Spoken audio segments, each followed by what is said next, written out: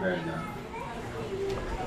والدین نے جو کچھ دے دیا اس کو کھا لیتے ہیں، قناعت ہے، کل کے لیے جمع نہیں رکھتے. اتنا توکل ہے، قناعت بھی ہے اور توکل یہ ہے کہ والدین پر بھروسہ ہے، دعا ہے کھا لیا کل کی خدمت، کل آج انہوں نے دیا کل بھی وہ دیں. والدین پر اتنا توکل ہے، تو اس لیے میں پسند کرتا ہوں.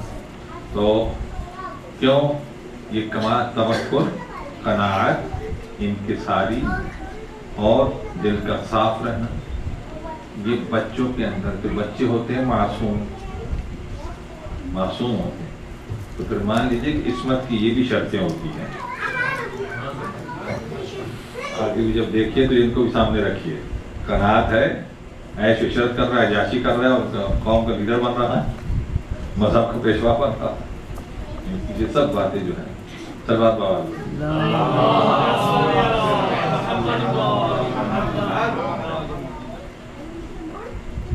کل سے انشاءاللہ مولانا آپ کے یہاں آخری دن جو ہوتے ہیں ان میں زیادہ مغفرت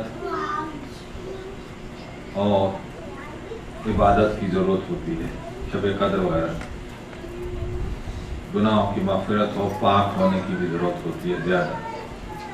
لہٰذا ان دنوں کے لیے آپ کے سامنے ہوں گے معصوم بھی اور آپ بھی.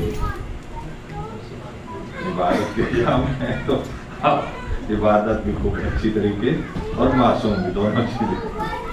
تو سوچا آخر تک کہ مجھے کسی اور شہر میں جانا ہے، عید تک ادھر مجھے بیان کرنا ہے. صلوات علیہ.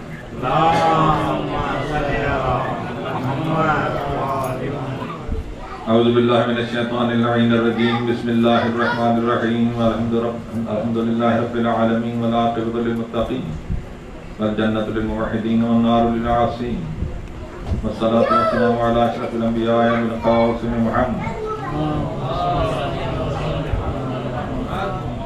وآلہ الطیبین الطاہرین المعصومین ولعنۃ اللہ علی اعدائہم اجمعین. اما بعد، قال اللہ تبارک و تعالی وقول الحق. بسم اللہ الرحمن الرحیم.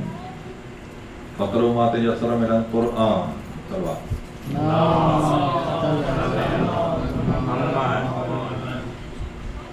گفتگو تو بہت سی تھی، تھوڑی میں نے کوشش کی کہ ذرا ان دنوں میں اس سے ذرا ہٹ کے ذرا سی کچھ باتیں میں نے آپ تک پہنچائی ہیں، اور بہت سی باتیں قرآن حکیم کی تلاوت سے متعلق چند باتیں کی، اور پھر ساتھ میں نے زیادہ تر کوشش کی کہ یہ بات ذہن میں بٹھائی جائے کہ ہمارا ہر عمل کائنات میں ری ایکشن پیدا کرتا ہے. خراب عمل ہے تو خراب اثرات مرتب کرتا ہے، اچھا عمل ہے تو اچھا اثر مرتب کرتا ہے. یہ آنکھیں سے جو ریز نکلتی ہیں اس میں بھی کاسمک ریز یا کیا قسم کی ہوتی ہے، جو کسی باڈی پر، کسی مائنڈ پر پڑتی ہیں تو اس کو افیکٹ کرتی ہیں، اس کے نظام کو درہم برہم کر دیتی ہیں، اور وہ نظام کو درہم برہم کرتی ہیں. اسلام اسی کو نظر بد کہتا ہے. یہ سائنٹیفک چیزیں ہیں ساری جتنی ہیں، میری نظر بہت ساری میں کر رہا ہوں کہ سب چیزیں. تو اب میں جو آج ایک دو باتیں جو آپ سے پہنچانی ہیں وہ ضروری ہیں. حالانکہ بہت سی چیزیں میں نے صرف ایک بات کی کہ انسان کا کریکٹر اس کے باطن کے اندر ریکارڈ ہوتا ہے. دوسری بات تھی زمین کے متعلق. تیسری بات تھی یونیورس کے اندر کہاں کا. پھر گواہوں کی منزل ہے، 2 CID ہر ایک کے ساتھ ہے جی، اور اس کے ساتھ ساتھ یہ ہے کہ یہ کائنات بھی ہے، یہ بہت ساری چیزیں، اس کے امام بھی ہے گواہ ہمارے اعمال کا. تو آج ایک دوسری چیز پہنچانی ہے، یہ ضروری ہے کہ چونکہ عام معاشرے کے اندر جو سوالات اس کے متعلق ہیں، تو قرآن حکیم کل بھی میں نے تھوڑی سی بات کی، کل تھوڑی سی نصیحت کے سلسلے میں کی ہے. نصیحت میں اپنے نفس کو کرتا ہوں. میں عام ایک مومن کو بھی اپنے سے افضل سمجھتا ہوں کہ، اور میں نے کل کہا تھا کہ جب مساجد میں اور امام بارگاہوں میں جب جائیں تو دل کو صاف کرتے جائیں. امامت کی بارگاہ میں جا رہے ہیں تو عزت و انکساری سے جائیں. اگر ایمان ہے کہ میں بارگاہ امام میں جا رہا ہوں، امام میری نیت کو دیکھ رہا ہے، تو اسی خلوص سے جائیں. مسجد میں جا رہے ہیں تو خدا کی بارگاہ میں میرا نیت کو دیکھتا ہے میرا رب، میرا عمل بھی اس کے سامنے ہے، تو وہاں میں عاجزی سے انکساری تھی۔ یہاں آنے کے بعد سب قابل احترام ہے، کوئی کسی سے بڑا نہیں، کوئی چھوٹا نہیں، اور سب سے افضل عمل خیر، جو زیادہ نمازیں پڑھتا ہے، زیادہ روزے رکھتا ہے، جو نہیں کہا خیر الناس من ينفع الناس، سب سے افضل انسان جو وہ ہے، پیغمبر فرماتے ہیں، جو انسانوں کو فیض پہنچاتا ہے، دوسرے کے دکھ درد میں شریک ہوتا ہے، پریشان حال کی مدد کرتا ہے۔ جب سب سے افضل انسان ہوا ہے تو سب سے بدتر انسان کون ہوگا؟ جو انسانوں کو اذیت پہنچاتا ہے، دوسرے کو تکلیف پہنچاتا ہے، ذلیل کرتا ہے۔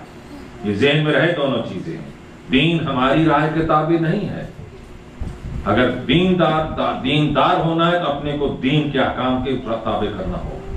یہاں میں نہیں چلتی ہے، ایک دفعہ میں چلائی تھی ابلیس نے، تا قیامت تک لعنتی بن گیا۔ بارگاہ امامت میں، بارگاہ توحید کے اندر جب جائیں تو یہ احساس کر کے جائیں کہ میں امام کی بارگاہ میں جا رہا ہوں، میرے عمل کو امام دیکھ رہا ہے، میری نیت کو دیکھ رہا ہے۔ دوسرا جو کرے خدا ان کو نیک توفیق کے لیے دعا کریں، ہمیشہ دعا کریں کہ دوسرے خدا ان کو نیک کریں۔ اگر کسی سے کوئی ایسی بات بھی ہو تو نماز میں اس کے لیے مغفرت کی دعا کیجیے، یا آپ کو ثواب ملے گا اس کا۔ تو یہ ذہن میں رکھ کر میں نے ایک حدیث بیان کی تھی، میں نے کہا کہ حدیث ہے کہ حرمت المومن کا حرمت کعبہ، مومن کی عزت جو ہے خانہ کعبہ کی عزت کی مانے۔ یہ کل میں نے عرض کیا تھا، اب ذرا خانہ کعبہ کی توہین کرے کون ہے تو کیا ہو رہے گا، اور مومن کی توہین کرے آپس میں ایک دوسرے کی۔ تو ایک جملہ میں نے کہا تھا، مومن کی عزت خانہ کعبہ کی عزت ہے جی، اور جو امیر المومنین ہے وہ خانہ کعبہ کے اندر اس کی ولادت ہوتی ہے، کعبہ کی عزت بڑھ جاتی ہے۔ تو بہرحال جی ایک دو چند باتیں نصیحت کی بات میں نے کی تھی، تو رمضان میں نے کہا آخری طور پر دیکھتے رہیں کہ ہم باتیں میں کتنی تبدیلی آئی۔ مومن کی کسی سے نفرت نہیں ہوتی، مومن اپنے نفس کو دیکھتا ہے، اور جو اپنے حساب و کتاب میں ہو اس کو موقع کہاں ہے کہ دوسرے کی عیب تلاش کرے۔ امام فرمایا کہ سب سے بڑا مجرم کون ہے؟ گناہگار، جو دوسروں کی عیب تلاش کرتا ہے، اتنا گناہگار ہو چکا ہے اب دوسروں کو اسی کیٹیگری میں دیکھنا چاہتا ہے، وہ سب سے بڑا گناہگار ہے۔ اور پھر غیبت، قرآن کی شاہ بھائی کا گوشت کھاتا ہے، قیامت دن دو انسان جہاں بیٹھے تو فلاں ایسا کیا کر رہے ہیں، اپنی پوری عبادت تو نیکی آپ تباہ کر رہے ہیں۔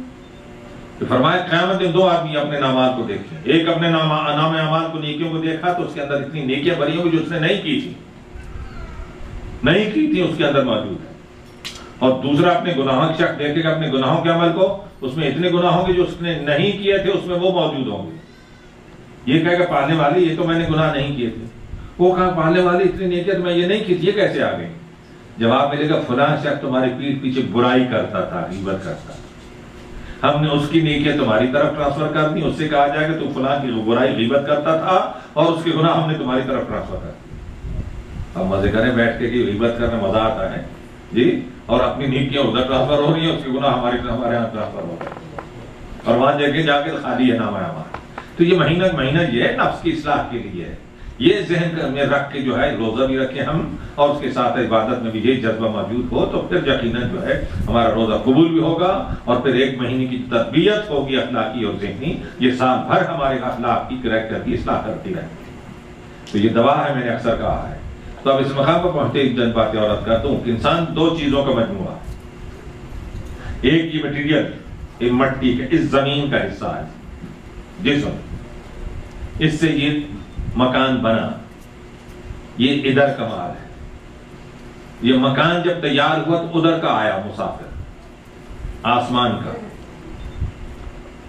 کا مسافر، عالم ارواح میں رہنے والا، اس کو ایک گھر کی ضرورت تھی، وہ گھر اس کے لیے یہاں بنا، اس آ کے گھر میں ٹھہر گیا، تب وہ ادھر کا ہے، اس کی خواہشات ادھر کی ہیں، یہ ادھر کا ہے، اس کی خواہشات ادھر کی ہیں۔